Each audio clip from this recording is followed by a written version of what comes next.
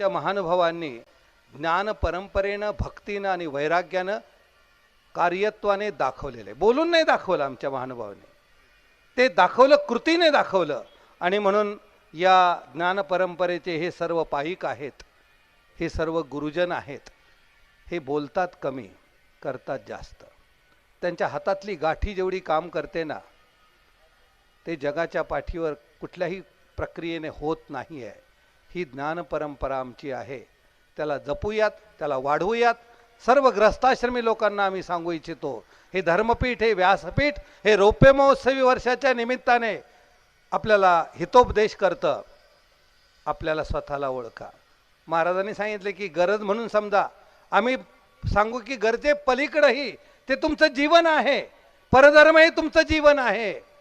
आणि हे परधर्म जीवन तुम्हाला राखणे, वाढवणे आणि स्वतःला तपासणे, ज्याच्यामध्ये आत्मनिवेद आहे.